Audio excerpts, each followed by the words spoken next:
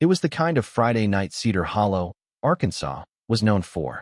September 8th, 2023, a late summer evening that hung warm in the air, cicadas humming in the trees. Families gathered for the high school football game. Porch lights flickered on along quiet streets. And in a small blue house on the edge of town, 16-year-old Skylar Brooks was in her room, recording something she thought could change everything. The glow from her phone lit up her face as she pressed record. A nervous laugh slipped out between sentences, the kind teenagers give when they're not sure if they should be talking at all. She mentioned names. She mentioned a place. And then she looked straight into the lens and said, "If anything happens to me, you'll know why." The next morning, she wasn't in her bed. Her car was still in the driveway. Her phone gone. By noon, friends were texting, asking why she hadn't shown up for work at the diner. By evening, her mother was driving the back roads, calling her name out of the car window, hoping to see her walking home. Saturday came and went with no word. Police organized search grids across the fields and wooded trails outside town. Neighbors volunteered. Strangers from nearby counties showed up with flashlights and dogs. Every hour that passed stretched the distance between where she'd last been seen and where she might be now. Then came Sunday. 2 days before her 17th birthday, rain hammered the tin roof of the official sheriff's residence just after dawn. In the basement, a sump pump failed, sending water pooling across the concrete floor. A maintenance call was made. And within that house, the house of the man wearing the badge to protect this community, someone opened a storage chest that should have been filled with old uniforms and holiday decorations. What they found instead would break Cedar Hollow in half. Skylar Brooks grew up in Cedar Hollow the way most kids here do, walking to school with friends, working part-time shifts at the only diner on Main Street, and waving to just about every driver who passed by. She was a month away from turning 17, already making plans for college visits, talking about leaving town for something bigger. People remember her as quick to help, the kind of girl who stayed after closing to sweep the floors without being asked, the one who still hugged her mom before heading out with friends. But that Friday night, September 8th, wasn't a shift at the diner or a football game. She was home in her bedroom, the curtains drawn, the light of her phone the only thing in the room besides her. She'd been telling a friend earlier in the week that she had proof, something important. She didn't go into detail, just said she needed to get it on video before things went missing. It was vague enough to sound like gossip, but serious enough that her friend didn't forget it. That recording, the one she made at 9:47 p.m., would be the last anyone saw of her. The next morning, September 9th, Skylar's mom, Andrea, noticed her daughter's bed hadn't been slept in. The blanket was folded halfway down, as if she had just stepped away for a minute. Skylar's shoes were still by the door. Her car keys were on the counter. But the phone she always kept close, even in the shower, was nowhere to be found. By 9 a.m., Andrea had called 2 of Skylar's closest friends. Neither had heard from her. One said she'd texted Skylar just before midnight and never got a reply. Another said they were supposed to meet for coffee before work, but Skylar never showed. By late morning, Andrea was driving along County Road 14, the back route Skylar sometimes took to clear her head. She called her name out the open window, her voice catching in the warm air, the sound swallowed by miles of empty pasture and tree lines. At 3:12 p.m., Andrea walked into the Cedar Hollow Police Department and filed a missing person report. The officer at the desk logged the report, radioed out a brief description, and told her they'd get people looking. Search grids were set up along the town's walking trails, in wooded lots, and by the banks of the Little Cedar River. Neighbors brought ATVs, trucks, even horses to cover more ground. Volunteers combed through ditches with sticks, calling out for Skylar in the fading light. The sheriff's department posted an update on social media that evening. A photo of Skylar smiling in her work apron, her hair pulled back, with the caption, "If you have any information, please call." That night, Cedar Hollow was restless. Porch lights stayed on. People locked their doors earlier than usual. At 11:25 p.m., Andrea sat in her living room staring at her phone, the missing person flyer open on the screen, her hand hovering over the call log, as if Skylar might pick up if she just tried one more time. Sunday morning, September 10th, brought a steady rain. At 6:42 a.m., a maintenance request came into the county facilities line. The basement at the official sheriff's residence had water pooling across the floor. The sump pump had failed during the storm. The request wasn't unusual. The house was old, and the county had dealt with basement flooding before. A maintenance worker arrived just after 7:15 a.m., toolbox in hand, expecting to wade through standing water, replace a pump, and leave. What he didn't expect was the smell. Not the damp, musty scent of water damage, but something heavier, unfamiliar. He followed the water toward the far wall where storage chests sat stacked against the concrete. One chest, painted off-white and scuffed along the edges, was pushed slightly out from the wall, the lid not completely closed. When he lifted it, thinking maybe it had floated, the air in the room changed. Inside, beneath a folded sheriff's department parade banner, was the body of a young girl. The worker stepped back, his hands trembling as he fumbled for his phone. The call to dispatch came in at 7:23 a.m., voice low and shaken. "You're going to want to send someone now to the sheriff's place." Within minutes, squad cars pulled up, lights off, rain dripping from their hoods. Deputies moved quickly, sealing off the property. The sheriff was notified, and his response was as composed as it was immediate. He'd been at a public fundraiser that night, nowhere near home. But while he said the words, the house he lived in, the one with his badge hanging over the mantel, had just been declared a crime scene. The sheriff's official statement came within hours of the discovery. It was short, practiced, and left no room for hesitation. He said he'd been out the entire evening of September 8th, attending a charity fundraiser at the Cedar Hollow Civic Hall, mingling with donors, shaking hands, and giving speeches. He claimed he hadn't set foot in his home that night, and he hadn't seen Skylar Brooks in months. On the surface, it sounded like an airtight alibi, public event, plenty of witnesses, a reason to be away. But in the back office of the county's investigative unit, a deputy was already looking at something the public didn't know existed. The sheriff's residence had been fitted with a smart lock system back in 2020, part of a county security upgrade. Every time a door opened, the system recorded the date, the time, and which key fob was used. The logs for September 8th told a story that didn't match the one given to the press. At 10:19 p.m., the back basement door registered an unlock with the sheriff's personal fob.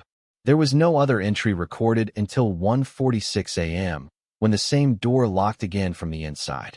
No deputy, no county worker, and no family member had that fob in their possession.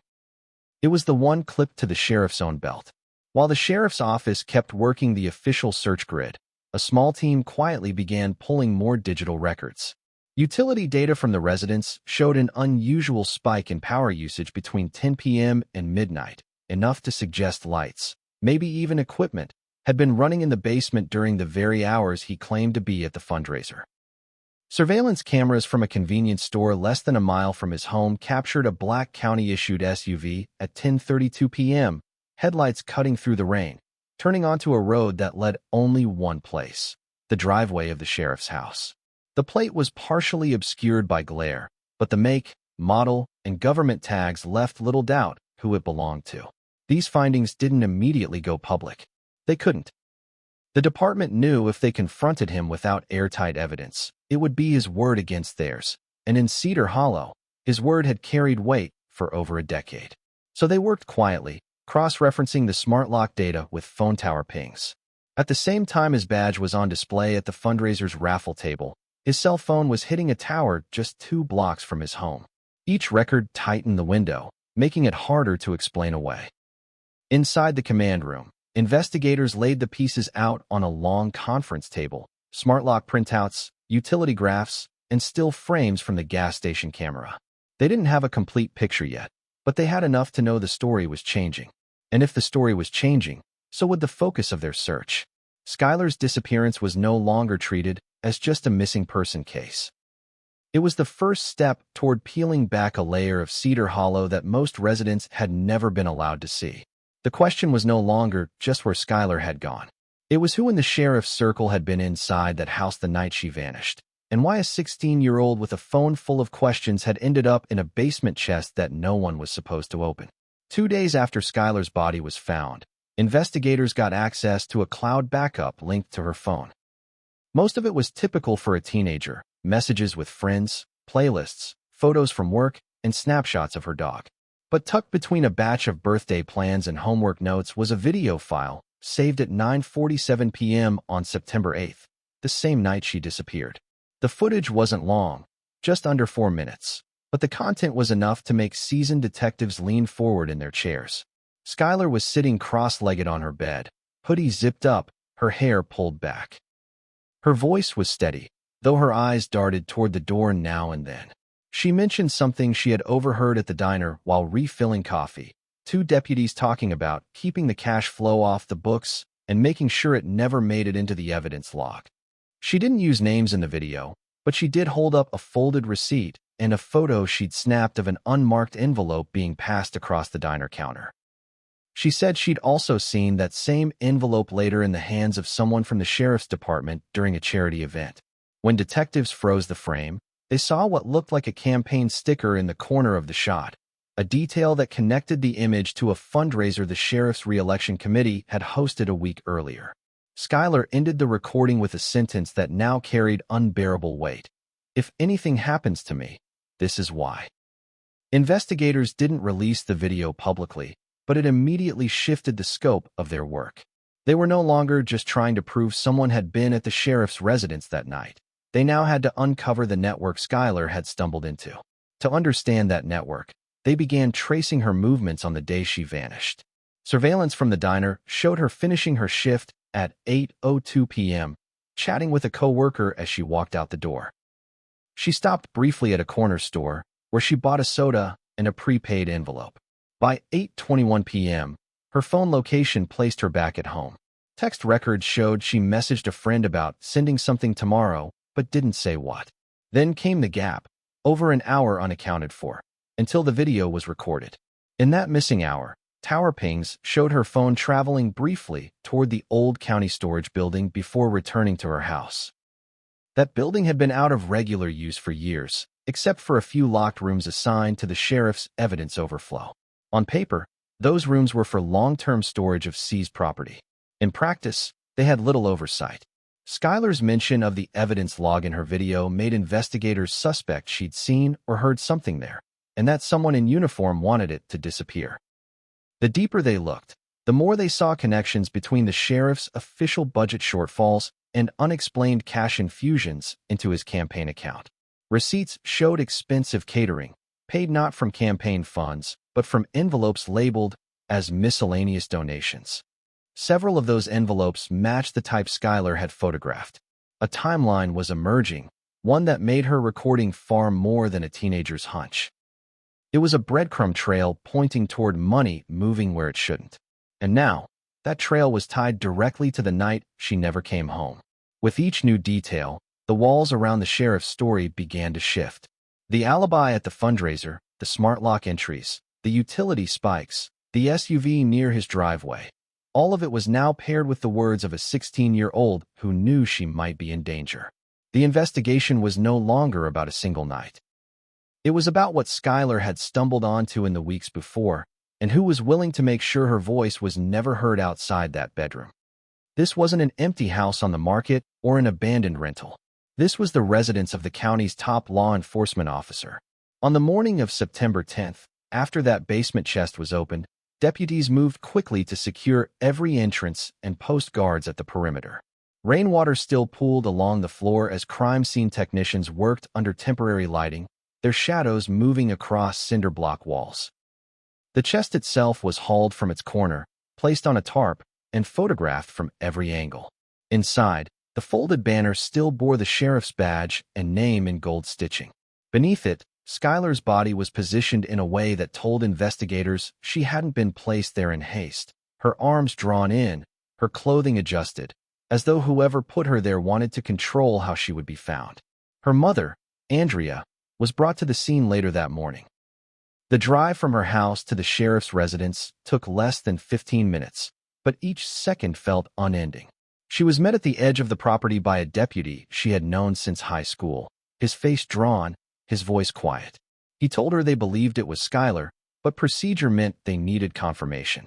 Andrea walked forward slowly, rain soaking her hair, until she saw the photo taken moments earlier. Even without touching the image, she whispered her daughter's name, and turned away, her hand over her mouth, her knees weakening under her. That confirmation was logged at 9:14 a.m. The sheriff returned to the house that afternoon. Reporters camped on the opposite curb noted how he stepped from his vehicle in full uniform, adjusting the brim of his hat before walking toward the taped-off driveway. His stride was steady, but his eyes didn't meet anyone's. He spoke briefly with the lead investigator before being escorted inside for less than 10 minutes. When he left, he addressed the press directly, saying he had been cooperating fully and that he hoped for justice for Skylar and her family. Those watching noticed the absence of certain phrases. He didn't say, "I didn't know her," or "I've never seen her here." His words were careful, almost as if each had been weighed in advance. Inside the investigative trailer set up on the property, technicians continued documenting every inch of the basement. Damp cardboard boxes were stacked along one wall, their labels worn from years of storage. An unplugged dehumidifier sat in the corner, its power cord stretched across the floor. The sump pump, rusted at the base, was the reason anyone had entered that space at all. Had it not failed, water wouldn't have spread, the maintenance call wouldn't have been made, and the chest might have remained untouched for weeks, maybe longer. While technicians processed the scene, other deputies quietly began collecting access logs for the residents, not just for the night of September 8th, but for the entire month prior. They wanted to know how often that basement door had been used, and by whom. What emerged over the next several hours was unsettling. The door had only been unlocked a handful of times in 30 days, always late at night, always with the same key fob assigned to the sheriff. That meant Skylar's presence in that house couldn't be explained away as someone else's doing without access to that specific key. By evening, the coroner's office had transported Skylar's body for autopsy. Outside, the rain had stopped, leaving the street damp and quiet. Neighbors stood in clusters, talking in low voices, some with arms crossed tightly over their chests. They had seen Skylar grow up, had waved to her on summer afternoons as she walked her dog. Now they were watching deputies carry evidence boxes down the sheriff's front steps. The sight alone was enough to fracture a trust that had taken decades to build. For Cedar Hollow, the basement discovery wasn't just the loss of a young life. It was the moment when the badge no longer meant safety, and the questions about what really happened on that September night were no longer whispered in private. They were being asked out loud, in the middle of the street, under a gray Arkansas sky.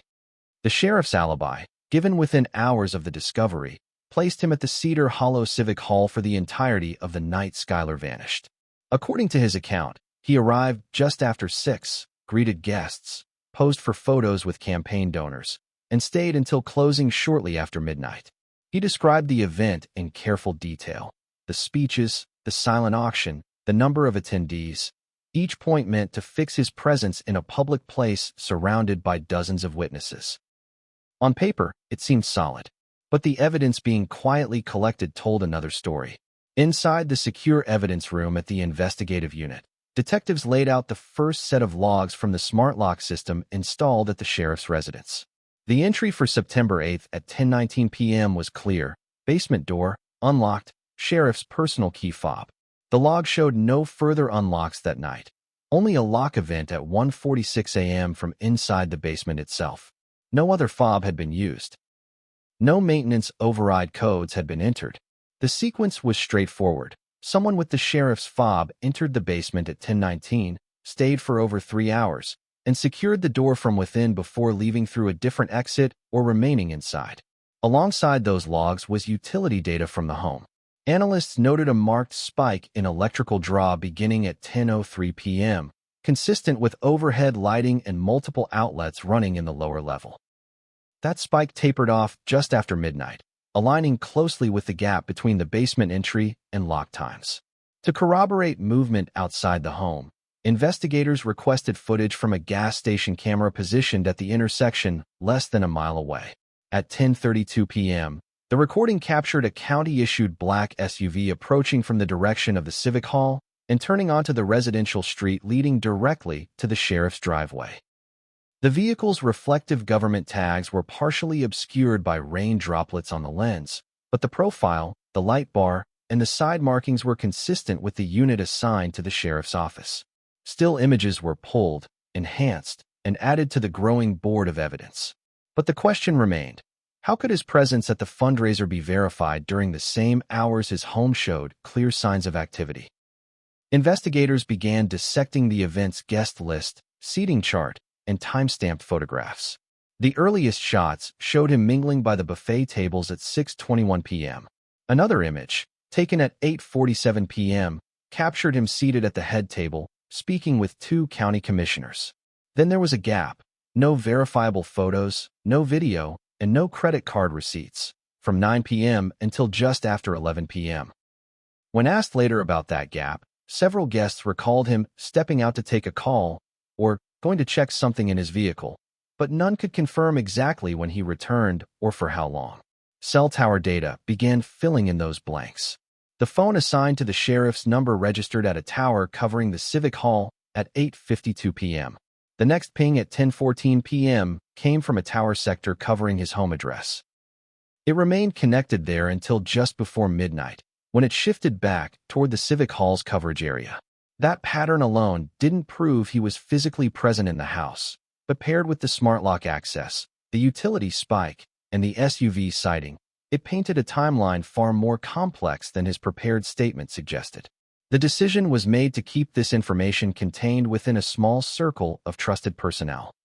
Publicly confronting him too soon risked shutting down the flow of leads and alerting anyone else connected to the case. Internally, the focus began to shift. The night of September 8th was no longer seen as a single chain of events. It was a window into who had unrestricted access to his home, who could come and go without question, and who might have had a reason to be there when a teenager with a phone full of evidence went missing. What started as an alibi was now becoming a timeline under a microscope, each minute accounted for, each movement measured against the reality of what was found in that basement. As the data from the night of September 8th settled into a clear, uneasy picture, investigators widened their lens.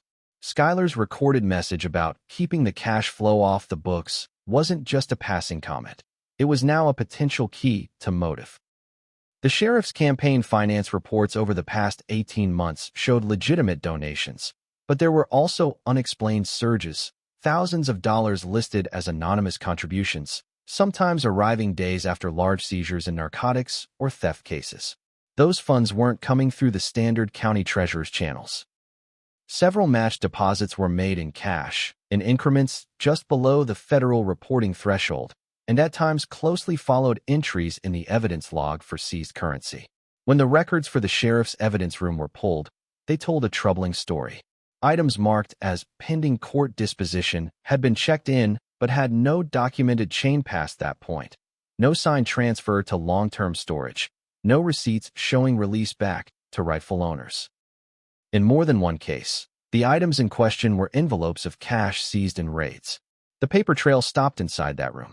The room itself was in a low-slung concrete building on the edge of town, the old county storage facility.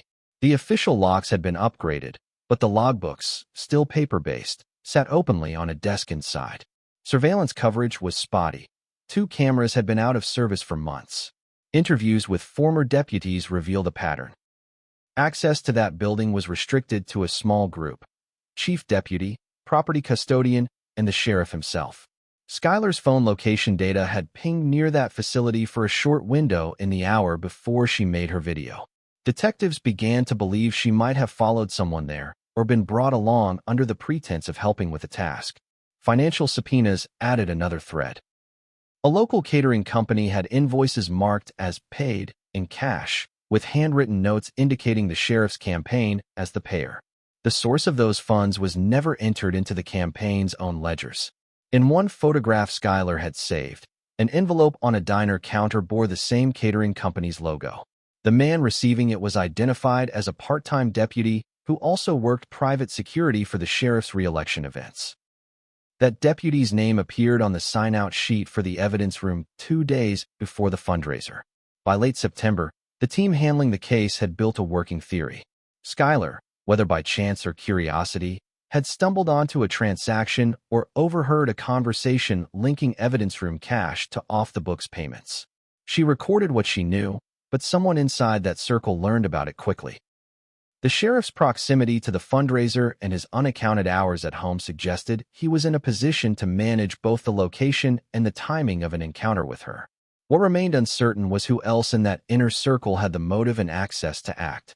The possibility that more than one person had been involved began to take shape. Investigators kept this thread quiet. To the public, the search for additional leads was the official line. Behind closed doors, every receipt, every access log, every surveillance clip was combed for a face or a movement that could connect Skylar's last hours to the cache she had documented. It was slow, deliberate work, the kind that doesn't make headlines until the picture is complete. But for those who had sat across from Andrea Brooks and promised her answers, the weight of what they were uncovering was personal. This wasn't just about exposing theft or misconduct. It was about explaining why a teenager never got to see her 17th birthday, and why the truth about that night had been locked away in more than just a basement chest. The moment the first threads of the corruption investigation touched the sheriff's name, his public image began to shift.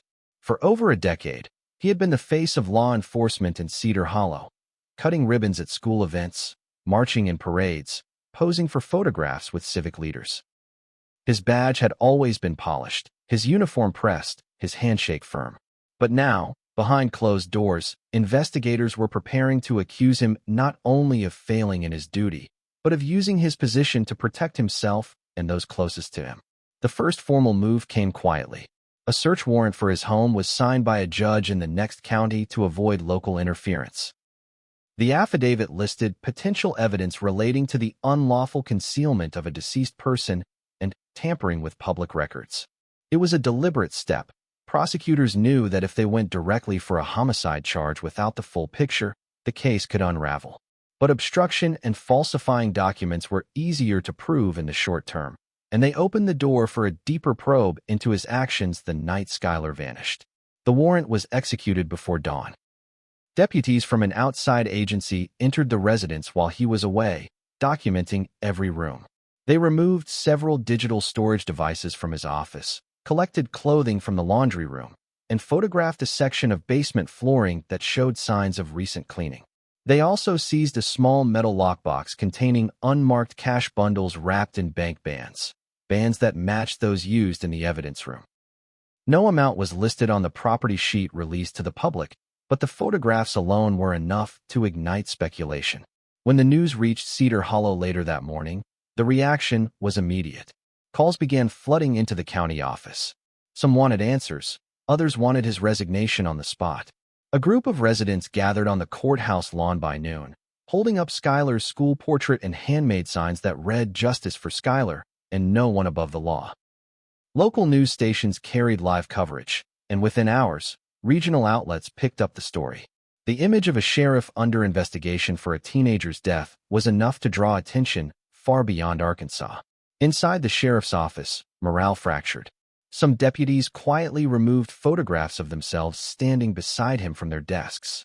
Others avoided speaking to the press, citing active investigation protocol. A few, those who had grown up in town and knew the Brooks family personally, expressed their outrage in private, saying they had joined law enforcement to protect people like Skylar, not to work under a cloud of suspicion cast by their own boss.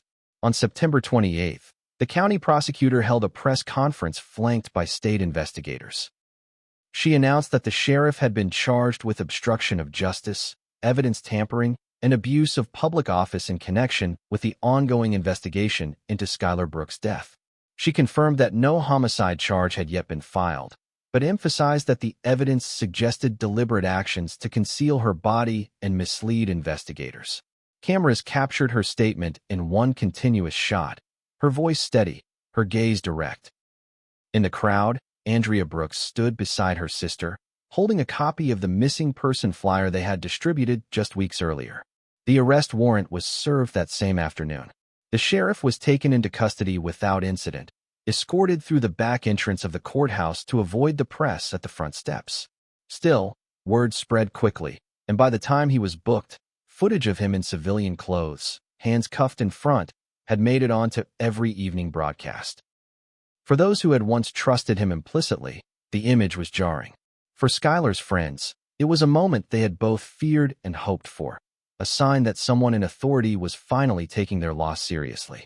The charges for the cover-up were only the start. Investigators knew that building a murder case would require airtight connections, digital, physical, and testimonial, between him, the basement where Skylar was found, and the events that led her there. But with the public now watching closely and the national press beginning to take interest, the timeline for answers was shrinking. Every step forward carried the weight of a town that had seen its faith in its most visible protector shatter in the space of a single month. With the sheriff in custody on charges linked to the cover-up, investigators were free to start pressing deeper into his closest relationships. The inner circle was small: chief deputy, a pair of longtime department employees who also volunteered on his campaign, and one part-time deputy who supplemented his income with private security work. These were people who could move in and out of the sheriff's home without raising questions, people who knew how the smart lock system worked and where keys were kept. Detectives began mapping phone records for each of them on the night Skylar vanished. The patterns were telling. The part-time deputy's phone pinged near the sheriff's residence at 10:23 p.m., just 4 minutes after the smart lock entry was recorded. That same device went dark, powered off, or in airplane mode. For the next 3 hours, only reappearing at 1:49 a.m. on a tower covering the outskirts of town. When confronted with that gap, he claimed he had been home asleep and must have forgotten to charge his phone. But investigators already had surveillance from a traffic camera showing his truck heading toward the county storage facility at 11:06 p.m., well within the time Skylar was unaccounted for. Inside that storage facility, an inventory was quietly conducted while the sheriff sat in a holding cell. Several evidence envelopes were missing, their log entries still intact, but with no physical property to match. The absence matched the same cash amount Skylar had mentioned in her recording. This wasn't just about theft. It linked the financial misconduct directly to the window when she disappeared. A confidential informant, a former jail employee who had fallen out with the department months earlier, told state police that the part-time deputy had been bragging about keeping things quiet for the sheriff and making problems disappear in exchange for cash. It was a vague statement, but the timing of the conversation lined up with the weeks before Skylar's death. Forensic work on the chest from the basement delivered the next blow.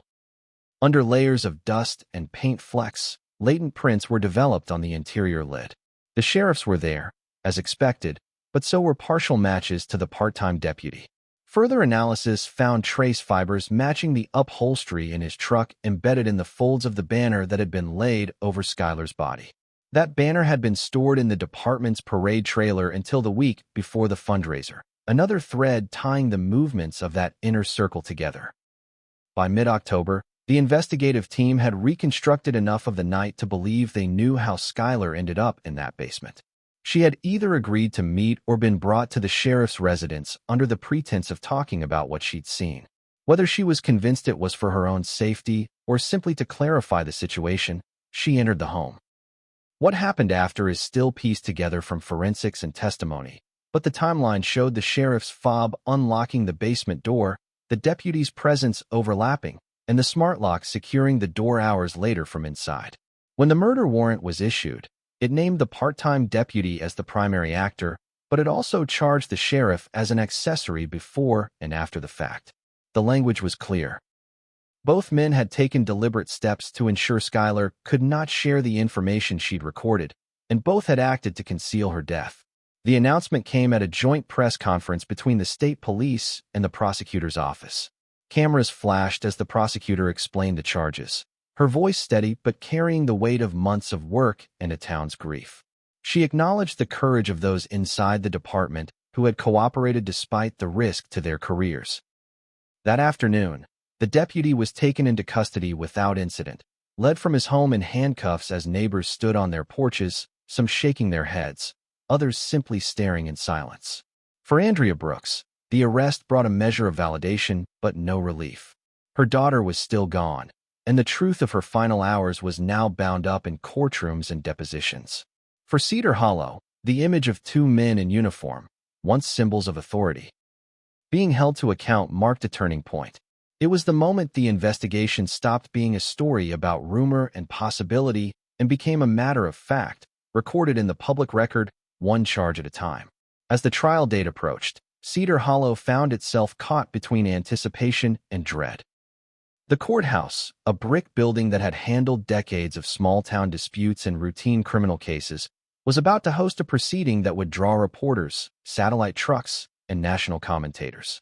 Inside the prosecutor's office, the team worked late into the night, building a narrative from a mountain of evidence: digital records, forensic reports, financial documents, and the statements of those who had finally come forward.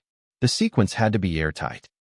The jury would hear how Skylar's phone recorded her own warning less than 2 hours before she disappeared, how that phone later pinged near the county storage facility, and how she was inside the sheriff's basement within the same night. They would see the smart lock entries, the gap in the sheriff's alibi, the deputy's phone blackout, and the surveillance footage showing his truck on the move when he claimed to be home. Each piece on its own might be explained away, but together they told a story that was difficult to ignore. In the weeks before opening statements, subpoenas went out to more than 30 witnesses. Former deputies, campaign staff, and county employees were called to testify about everything from access to the evidence room to how cash donations were handled. Several spoke about envelopes appearing in the sheriff's office safe without corresponding entries in any official ledger. One witness, a retired officer who had mentored Skylar in a youth cadet program, described her as curious and fearless, saying she had asked direct questions about how seized money was supposed to be processed. It was a moment that would humanize her to the jury, not just a name in a file, but a teenager who wanted answers. The defense team prepared a different strategy. They would concede that mistakes had been made in record-keeping, but argue there was no direct proof tying either man to Skylar's death. They planned to suggest that someone else in the department could have acted without the sheriff's knowledge, and that the deputy's presence at the residence was unrelated. It was a defense that relied on creating just enough doubt to fracture the jury's confidence in the prosecution's version of events. On the first day of trial, the Brooks family sat in the front row. Andrea kept her eyes fixed on the prosecution table, her hands clasped tightly in her lap. Beside her, Skylar's friends wore ribbons in her favorite color pinned to their jackets. The gallery was full: residents who had known the sheriff for years, others who had joined the search for Skylar, and some who had never met her but felt the loss as if they had. When the prosecution began, they walked the jury through the timeline with precision. Photographs of Skylar from that night appeared on a large screen, followed by still frames from surveillance footage, then by the smart lock logs projected in clear, bold numbers. A state forensic analyst explained how the basement chest was processed, how fibers from the deputy's truck were matched, and how the absence of his phone signal during the critical hours coincided with every other major event. Financial investigators outlined the pattern of missing evidence funds, the matching bank bans on cash found in the sheriff's lockbox, and the proximity of those funds to campaign expenses that were never reported. The testimony from the informant was played in court, a recorded interview where he described hearing the deputy talk about making sure she can't talk.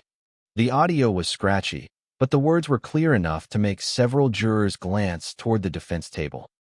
The defense countered by questioning the reliability of digital evidence, suggesting that logs could be manipulated and that location data was not exact. They pressed witnesses on small inconsistencies in their recollections, hoping to chip away at the timeline's cohesion. But each time, the prosecution circled back to the physical evidence: the fibers, the fingerprints, the cash bands, elements that could not be explained by clerical errors or faulty memory. As the days passed, the weight of the case settled over the courtroom. Each witness, each exhibit brought the jury closer to seeing Skylar not just as a victim, but as a young woman who had been targeted because she refused to look away. For her family, it was a painful process, each detail reopening wounds that had barely begun to close. But they remained there every day, determined to see it through to the end, to sit in the same room as the men accused of taking her life, and to watch as the truth they had carried for months was finally laid bare before the law. The courtroom was silent as the jury filed back in, their expressions guarded, the weight of 2 weeks of testimony etched into their faces. It was late afternoon, the winter sun already low in the sky, casting a muted light through the tall windows. Everyone in the gallery leaned forward as the foreperson rose, a folded sheet of paper in her hands. She handed it to the clerk, who passed it to the judge. The air seemed to hold still. When the first verdict was read, guilty of first-degree murder against the part-time deputy, there was no outburst, only a sharp intake of breath from Andrea Brooks as she gripped her sister's hand. The second verdict followed. Guilty of accessory before and after the fact, obstruction of justice, and abuse of public office against the sheriff. The judge thanked the jury for their service, but her voice was almost drowned out by the quiet rustle of movement in the gallery as the reality of the moment settled in. Sentencing was set for 2 weeks later, but the emotional reckoning began immediately. Outside the courthouse, residents gathered in the cold, their breath visible in the air, speaking in low tones to reporters. Some expressed anger that it had taken so long to bring charges. Others spoke of relief that justice had been served, at least in part. For Skylar's friends, the verdict was a validation of everything they had said from the beginning, that she had been silenced because she knew too much. When sentencing day arrived, the courtroom was again full. The prosecutor began by detailing the harm done, not only to Skylar's family, but to the entire community. She spoke of the breach of trust, the abuse of power, and the calculated decisions that had led to the loss of a young life. Andrea Brooks took the stand for her victim impact statement. Her voice was steady, but her words carried the raw weight of a mother who had lived through the unimaginable. She spoke of Skylar's laugh, her stubbornness, the way she never shied from asking questions. She described the empty seat at the dinner table, the birthdays uncelebrated, and the knowledge that her daughter's final moments were spent in fear. Several jurors wiped their eyes as she stepped down.